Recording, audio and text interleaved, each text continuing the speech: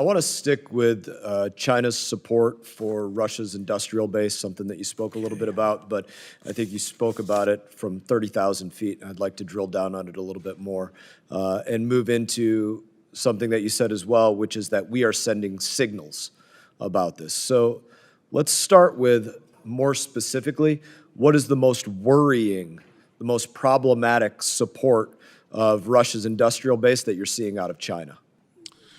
I would say for me, Congressman, the most worrisome thing is that it comes from the very top.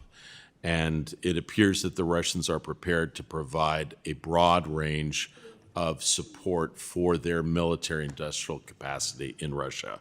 I think right now we see the role of UAVs and other capacities that are penetrating the Ukrainian airspace. Much of that has been supported surreptitiously by China, and it raises real concerns.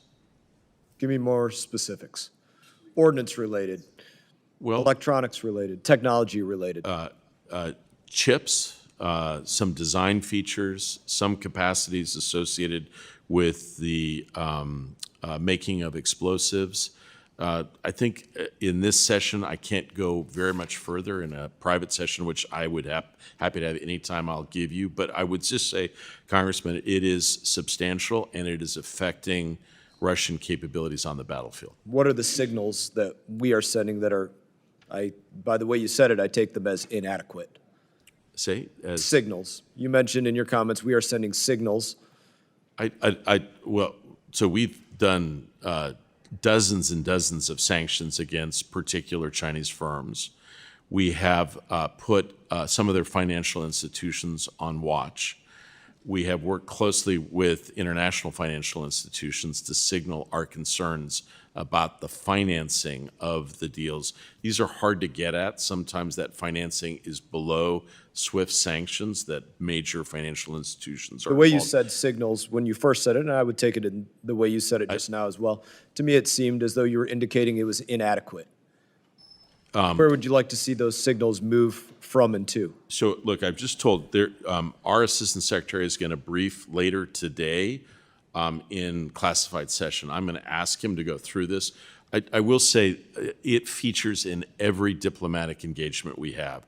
So I got back from Europe last week, met with NATO. We are working closely with partners to share as much information as possible with them.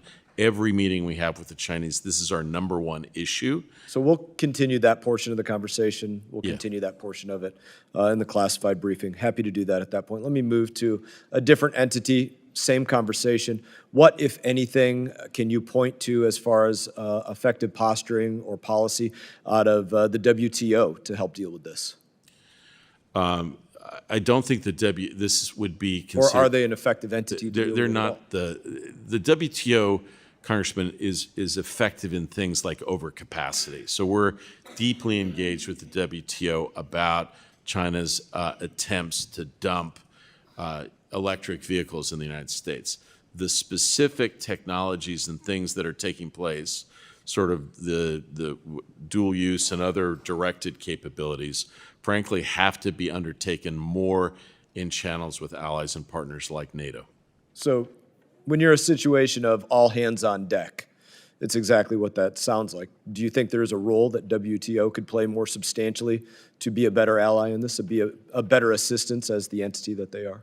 I mean, I hear you. I think we have briefed the WTO. My own sense, Congressman, is that it will prove unwieldy and that there are a number of states in the WTO that would not share with this assessment. It might be hard to move them.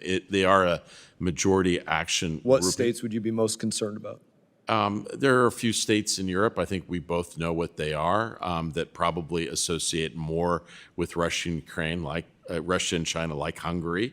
That would be of concern. I will say I believe this is an arena where we are best suited to work with our strong allies and partners. That's why we're working with Japan and Australia, Ukraine, all of our countries in Europe who are also taking like-minded steps to send, I think, probably the clearest possible signals that these steps by China and Russia have the potential not just to upset the battlefield, that's happening, but longer-term security in Europe. Thank you, and my time has expired. Hey everyone, thank you for watching this video. If you enjoyed the video, please click like and subscribe. I will be back on YouTube with more exclusive content, so stay tuned.